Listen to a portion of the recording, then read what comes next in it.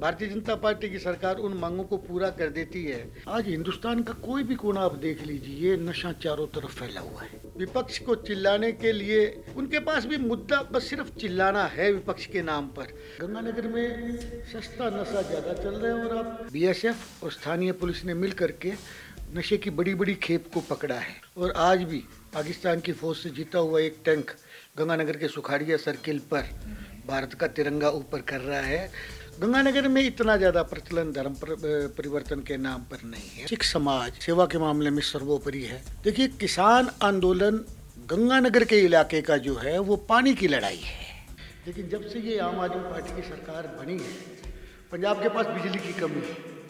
खलिस्तान या खलिस्तानी हैं, इस शब्द का इस्तेमाल नहीं किया। जो मोदी जी का एक सपना है विश्व गुरु बन जाए, उसके लिए स्वस्थ भारत का होना ज्यादा जरूरी है। नमस्कार भारत, मैं हूं आपके साथ सुमन। न्यूज़ 21 की पहल जो है अभी इंटरव्यूज़ को लेकर, जो हम विधायकों का इंटरव्यू कर रहे हैं, इस श्रृंखला में जोड़ते हुए अभी हम श्री गंगानगर के विधायक जयदीप बिहाणी से बातचीत करने आए हैं। जयदीप बिहाणी जी 2023 का जो चुनाव था उसमें भारी मतों से इन्होंने जीत हासिल करी है और अपने जो क्षेत्र है इनका उसमें सक्रिय रूप से कार्य कर रहे हैं। आइए उनसे सीधी बातचीत करते हैं। नमस्कार सर, कैसे हैं सर आप?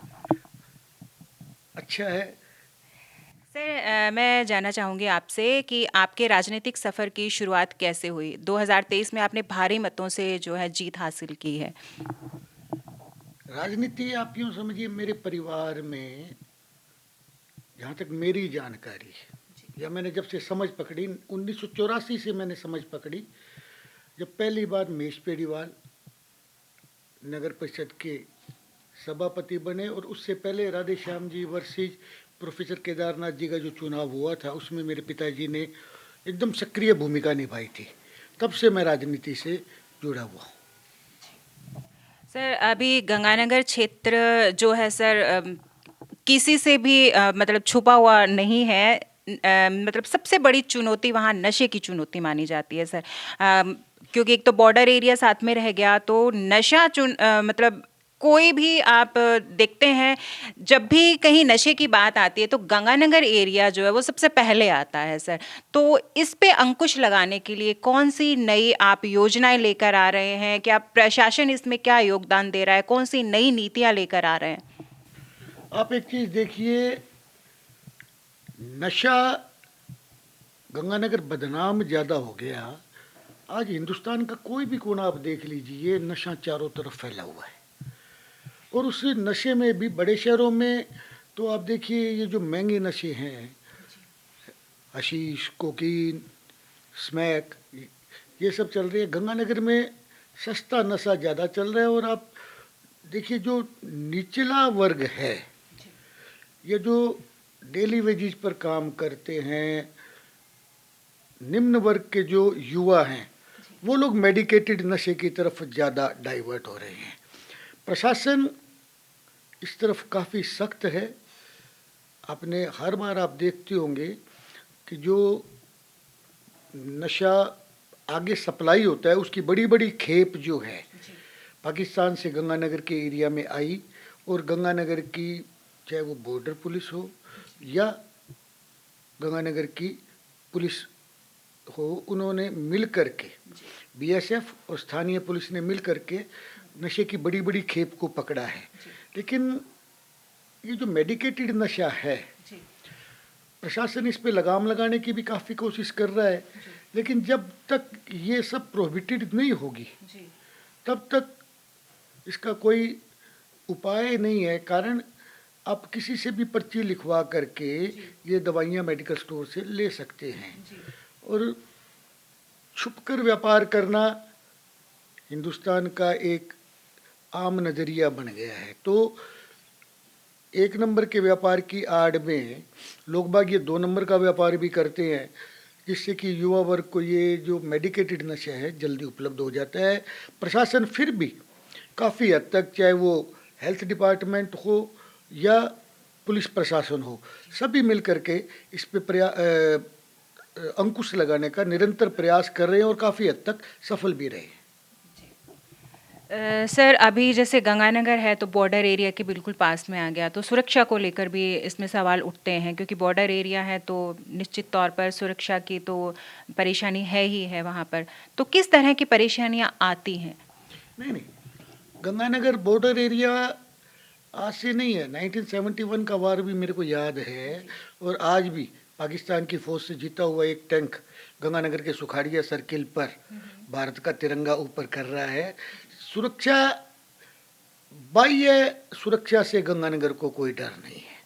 आंतरिक सुरक्षा की बात है, जैसा कि आप देख रहे हैं कि आजकल ये धमकियों का दौर लगातार चल रहा है, लेकिन इन धमकियों के दौर में भी गंगानगर बहुत ज़्यादा मुस्तैद है। किसी को जान माल का नुकसान आज तक सुरक्षा के नाम पर गंगानगर में नहीं हुआ। आपसी लड़ाई झगड़े में यदि कोई नुकसान हो जाता है वो बात अलग है, लेकिन ये धमकी के नाम पर किसी को आज तक जान माल का नुकसान नहीं हुआ। भाई ये सुरक्षा के मामले में भारतीय सेना, बीएसएफ खूब मुस्तैद हैं और लगातार मुस्तैदी से काम कर रही है। सर गंगानगर जैसे कि हम देखते हैं वैसे तो बहुत ही शांत एरिया है, मतलब नशे के अलावा जैसे बहुत कोई आतंकवादी गतिविधियां कभी सामने आती नहीं है, शांत एरिया है। लेकिन अभी कुछ टाइम से धर्म परिवर्तन का मुद्दा वहां पे तूल पकड़ रहा है सर, ये किस हद तक सही है? प्रॉपर गंगानगर में ये समस्या कम है। अभी हाल ही में अगर हम देखें तो कर्णपुर एरिया में ये धर्म परिवर्तन का मामला सामने आया था, जिसने काफ़ी तूल भी पकड़ा, लेकिन प्रशासन की सूझबूझ से उस मामले को काबू कर लिया गया। गंगानगर में इतना ज़्यादा प्रचलन धर्म परिवर्तन के नाम पर नहीं है। लोग जागरूक हो रहे हैं धर्म परिवर्तन के लिए। ज़्यादा जो ये ईसाई लोग हैं ये मजहबी समाज की तरफ ज़्यादा आकर्षित हो रहे हैं, लेकिन मजहबी समाज भी अब चूँकि भारतीय जनता पार्टी से काफ़ी हद तक जुड़ गया है, और भारतीय जनता पार्टी से जुड़ने के बाद उनमें सनातन की भावना और अपने धर्म के प्रति, यानी कि सिख धर्म के प्रति उनकी भावना भी जागृत हुई है। इसलिए मैं तो अपने इलाके की बात कर सकता हूँ, तो गंगानगर में ये थोड़ा सा कम है और आम जनता भी इस मामले में बहुत ज़्यादा जागरूक है। सर मैं अभी जैसे आपने बात की मजहबी सिख हुए या सिख धर्म हुआ, सर दुनिया में ज़्यादातर देखा जाए तो सिख जो हैं वो हमेशा तारीफ ही की जाती है उनकी कि खाना बांटना इनसे सीखो, मतलब धर्म का काम करना इनसे सीखो, निस्वार्थ भाव से ये लोग सेवा करते हैं। लेकिन फिर भी जो है अभी जैसे किसान आंदोलन आंदोलन जो है चला तो सिखों को खालिस्तानी नाम दे दिया गया सर। तो इस पर आपकी क्या प्रतिक्रिया है सर? क्या हमारे गंगानगर के रहने वाले सिख खालिस्तानी हैं? क्या ये सही है जो देश के लिए हर जगह डटे रहते हैं? कोविड के अंदर उन्होंने जो है गैस जो ऑक्सीजन गैस सिलेंडर है उनको उन्होंने ऐसे भंडारे की तौर पर जो है लोगों तक पहुंचाना शुरू किया। आज भी गुरुद्वारे के अंदर लोग मुफ्त में खाना खा के जाते हैं, रिक्शे वाले हों, ड्राइवर हों, लेकिन इनको जो बदनाम करने की साजिश की जा रही है खालिस्तानी बोलकर, आपकी इस पे क्या प्रतिक्रिया है? सेवा के मामले में यदि मैं बात करूं तो सिख धर्म से सभी नीचे हैं। सिख धर्म या सिख समाज सेवा के मामले में सर्वोपरि है। कहीं भी आपदा की स्थिति आए, सिख समाज के लोग सेवा के लिए वहाँ पहुँच जाते हैं। शायद गुरुद्वारे में जाने के बाद कोई व्यक्ति भूखा बाहर आ जाए, ये मैंने आज तक नहीं सुना। जहाँ तक मैं गंगानगर की बात करूँ, देखिए किसान आंदोलन गंगानगर के इलाके का जो है वो पानी की लड़ाई है। पंजाब सिख डोमिनेटेड एरिया है, पंजाब से ही राजस्थान को पानी आता है, लेकिन राजनीति एक ऐसी चीज़ है जो हमेशा दो राज्यों को, दो भाइयों को आपस में लड़ाती है। अब राजस्थान का हिस्सा बंधा हुआ है, लेकिन फिर भी पंजाब न जाने किन कारणों के तहत, जैसे एक मोटी मोटी बात तो समझ में ये आ रही है कि पंजाब में अंडरग्राउंड वाटर यानी कि धरती के नीचे पानी बहुत है, लेकिन जब से ये आम आदमी पार्टी की सरकार बनी है पंजाब के पास बिजली की कमी है। बिजली की कमी सरकार स्वीकार नहीं कर रही, लेकिन उस कमी को छिपाने के लिए पंजाब के मुख्यमंत्री किसानों से ये वादा करते हैं कि मैं आपको नहरी पानी से सिंचाई की सारी सुविधा उपलब्ध करवाऊंगा, और इस आड़ में वो राजस्थान के हिस्से का पानी काटते हैं। तो गंगानगर का जो किसान है उसमें सिख भी है, जाट भी है, सभी फसल के उत्पादन के लिए उनको उनके हिस्से का पानी मिले, इसके लिए आंदोलन कर रहे हैं। लेकिन गंगानगर में कभी भी खलिस्तान या खलिस्तानी हैं इस शब्द का इस्तेमाल नहीं किया गया। 1984 के भी जो दंगे हुए उसके बाद सारे देश में हालात बिगड़े, लेकिन गंगानगर सांप्रदायिक सौहार्द की एक मिसाल रहा है, पहले भी था, आज भी है और आगे भी रहेगा। तो इसलिए मैं इस बात को सिरे से खारिज करता हूँ कि गंगानगर में सिखों को खलिस्तानी बोल करके बदनाम किया जा रहा है। ये तो कुछ लोग जो विदेशों में बैठे हैं और जो पाकिस्तान की सरपरस्ती में भारत में अराजकता फैलाना चाहते हैं, वो कुछ युवाओं को बरगला करके उनको फंडिंग दे करके ऐसा माहौल पैदा करना चाह रहे हैं कि जिससे दो भाई आपस में एक दूसरे से वैमनस्य का रास्ता चुने। लेकिन गंगानगर में आज तक ऐसी कोई भी घटना नहीं हुई जिससे कि हिंदू सिख, हिंदू मुस्लिम आपस में वैर बांधते हों। सर, अभी जो विधानसभा सत्र चल रहा है सर, विधानसभा सत्र के अंदर आप कौन से मुद्दे लेकर आए हैं सर? देखिए, विधानसभा सत्र में नहरी पानी का पहले मुद्दा था, लेकिन माननीय मुख्यमंत्री जी ने फिरोजपुर फीडर की मरम्मत के लिए जो फंड जारी किया, उसके बाद फसल अभी पकाव पर है। गेहूं को, जौ को, सरसों को पानी की ज़रूरत थी। हम ये मुद्दा विधानसभा में लाने से पहले ही जब हमने ये मुद्दा मुख्यमंत्री जी के सामने रखा, मैं और गुरबीर सिंह, दो तो हम सिटिंग एमएलए हैं ही, बाकी 4 हमारे जो एमएलए के प्रत्याशी थे वो सारे लोग साथ में थे। सुरेंद्र पाल सिंह जी टीटी हम सब के सीनियर हैं, वो भी हमें लीड कर रहे थे। निहाल चंद जी जो एक्स एमपी रहे और केंद्र में मंत्री रहे, वो भी हमारे को लीड कर रहे थे। तो हम लोगों ने जब ये मुद्दा रखा कि साहब इस वक्त नहरबंदी भी ज़रूरी है, नहरबंदी अगर नहीं होगी तो मरम्मत कैसी होगी, मरम्मत के लिए नहरबंदी करना जरूरी था। तो लेकिन सरकार ने और नहरी विभाग ने, उनके उच्च अधिकारियों ने और माननीय जल संसाधन मंत्री जी ने भी सूझबूझ का परिचय देते हुए हमें बराबर ओल्ड बीकानेर कैनाल से पानी दे दिया, जिससे कि अब जो किसानों को समस्या का सामना नहीं करना पड़ेगा, उनकी एक एक बारी पानी लगाने की आपूर्ति हो जाएगी। और कुदरत भी देखिए हम पर कितनी मेहरबान है कि समय के अनुकूल बरसात हुई, जिससे एक पानी की पूर्ति हो गई। और वो पूर्ति भी उस समय हुई जब नहरबंदी के दौरान हमारे गंगानगर तक पानी पहुंचने के लिए नहर में पानी का भराव हो रहा था। तो इसलिए ये कोई विशेष मुद्दा नहीं है। अब मुद्दों की, ये भारतीय जनता पार्टी की सरकार है, माननीय नरेंद्र मोदी जी के नेतृत्व की सरकार है, हमारे मुख्यमंत्री माननीय भजनलाल जी शर्मा हैं। तो हम अपनी कोई भी मांग विधानसभा में रखने से पहले माननीय मुख्यमंत्री जी के आगे, माननीय वित्त मंत्री जी के आगे रखते हैं। जहां आप देखिए 40 करोड़ रुपए के बजट की घोषणा हुई थी मिनी सेक्रेटरीट के निर्माण के लिए, 6 करोड़, पौने 6 से 7 करोड़ के बीच में, मेरे को एग्जैक्ट फिगर याद नहीं है, बजट पहले जारी हो गया था। लेकिन जो बाद का रिमेनिंग फंड था वो विधानसभा सत्र शुरू होने से पहले ही हमें जारी कर दिया गया।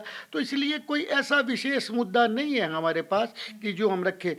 गंगानगर से सूरतगढ़ तक 4 लेन, आज ट्रैफिक उस रोड पर बहुत ज़्यादा है, तो वो भी जो 4 लेन का मुद्दा था उसको हमने करीब 6 माह पहले माननीय वित्त मंत्री जी के सामने रखा। उन्होंने दिल्ली ये मुद्दा माननीय गडकरी जी के सामने रखा और वो भी 4 लेन मंजूर हो गई। तो आप यूँ समझिए भी कोई मुद्दा हम विधानसभा में उठाएं उससे पहले ही सरकार उन मुद्दों को मंजूरी दे रही है। कैंसर यूनिट का भी आप देख लीजिए, गंगानगर को आज मेरे ख्याल में राजस्थान में सबसे ज़्यादा कैंसर के अगर मरीज हैं तो गंगानगर में हैं। बीकानेर, जयपुर, सारा गंगानगर के मरीजों से भरा रहता है। तो कैंसर विंग की भी हमें मंजूरी दे दी। हाँ, एक तो पेस्टिसाइड, दूसरा पंजाब की इंडस्ट्रीज का केमिकल युक्त सारा का सारा पानी, ये गंगा कैनाल के मार्फत हमारे इलाके में आ रहा है। पहले इस पे रोक लगाने के लिए भी प्रयास किया है, लेकिन वही वारे राजनीति।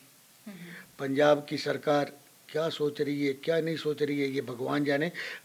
इससे सिर्फ गंगानगर ही नहीं, सराउंडिंग गंगानगर जो पंजाब का इलाका है वो भी कैंसर की जद में आ रहे हैं। लेकिन बड़े बड़े उद्योगपतियों के दबाव में ये सरकार, जो पंजाब की आम आदमी पार्टी की सरकार है, उनके दबाव में काम कर रही है।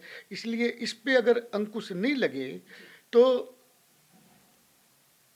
ये बड़ा नामुमकिन सा काम है कि इस बीमारी को रोका जा सके धीरे धीरे। लेकिन आप अभी देखिए, हाल ही के बजट में माननीय वित्त मंत्री जी ने माननीय प्रधानमंत्री जी की सलाह से कैंसर की दवाओं पर कितनी बड़ी छूट दी है। आप ये देखिए, मिशन स्वस्थ भारत, जो मोदी जी का एक सपना है कि 2037 तक भारत विश्व गुरु बन जाए, उसके लिए स्वस्थ भारत का होना ज़्यादा जरूरी है। तो स्वस्थ भारत मिशन के तहत कैंसर की रोकथाम आज कितनी लंबी सोच के साथ ये छूट दी है। तो इसलिए मतलब आप ये देखिए, जनता सोचती नहीं, उससे पहले भारतीय जनता पार्टी की सरकार उन मांगों को पूरा कर देती है। तो इसलिए विधानसभा में विपक्ष को चिल्लाने के लिए हम मुद्दे रख देते हैं कि भाई उनके पास भी मुद्दा बस सिर्फ चिल्लाना है विपक्ष के नाम पर। तो उनके पास बड़ाई वो कर नहीं सकते हमारे काम की, लेकिन उनकी जो चिल्लाहट है उसमें भी कहीं ना कहीं हमारी बड़ाई ही नजर आती है, या यूँ कहूँ कि वो खिसियानी बिल्ली की तरह खंभा नोचते हैं। सर, आखिर में जनता के लिए कोई संदेश? 2027 महाराजा गंगा सिंह जी ने 1927 में इस मरु प्रदेश को हरित प्रदेश में बदलने के लिए गंगा कैनाल पंजाब से लेकर के आए। एक बात शायद सारा हिंदुस्तान नहीं जानता है कि गंगा कैनाल महाराजा गंगा सिंह जी ने अपने निजी पैसे से पंजाब से जमीन खरीद करके बनाई, वो राजकोष के पैसे से नहीं बनी। जब ये प्रदेश मरु प्रदेश से हरित प्रदेश में बदल गया तो महाराजा गंगा सिंह जी को अन्नदाता का नाम दिया गया। सारे हिंदुस्तान में एक ही राजा है जिनको अन्नदाता के नाम से बुलाया जाता है। तो ये 2027 हमारा स्वर्ण जयंती वर्ष है, और महाराजा गंगा सिंह जी ने गंगानगर को बसाते वक्त जो सपना देखा था वो था पेरिस की तर्ज पर बसाने का। तो ये जो 2027 का वर्ष है, हम ये चाहेंगे कि बरसाती पानी की निकासी, शहर की साफ सुंदर सड़कें, सुंदर सुंदर चौराहे, ताकि 100 साल पहले महाराजा गंगा सिंह जी ने जो सपना देखा था, भारतीय जनता पार्टी के राज में गंगानगर उस सपने को साकार करे। और मैं तो यही अपने गंगानगर की जनता के लिए संदेश देना चाहूँगा कि सारे हिंदुस्तान में आपसी प्रेम, स्नेह और मेलजोल की मिसाल गंगानगर है। हम सब मिल करके रहे, हमारे बीच में मतभेद हो सकता है, मन भेद गंगानगर में नहीं है। सारे एकदम, आज तक कभी आप देख लीजिए, मैंने पहले भी अपनी बात में कहा 84 का दंगा, लेकिन गंगानगर आपसी सद्भाव और प्रेम के लिए सारे हिंदुस्तान में अपनी एक मिसाल बनाए रखा। तो ये गंगानगर हमारा अपना है। ये हमारा शब्द छोड़कर मेरा गंगानगर अगर हर आदमी के मन में आ जाएगी, ये गंगानगर मेरा गंगानगर है, मेरे भविष्य का गंगानगर है, मेरी पीढ़ियों का गंगानगर है, और हमें इस शहर को साफ और सुंदर बनाना है। सरकार भी प्रयास कर रही है, सरकार पैसे दे सकती है, संसाधन दे सकती है, लेकिन उनका उपयोग हमें स्वयं को करना है। तो इसलिए 2027 हमारे लिए एक निर्धारित वर्ष है कि हम सरकार के सपनों को भी साकार करें और महाराजा गंगा सिंह जी के सपनों को भी साकार करें। धन्यवाद। धन्यवाद। तो ये थे हमारे साथ श्री गंगानगर विधायक जयदीप भ्याणी जी। इनसे हमने जो सवाल किए हैं, मुझे लगता है कि काफ़ी हद तक जनता के जो भी सवाल हैं उनके जवाब उनको मिल गए होंगे। इनकी जो लास्ट में अपील है, गंगानगर को स्वच्छ बनाएं, हरित बनाएं और आपस में मिलजुल कर रहें। जय हिंद, जय भारत।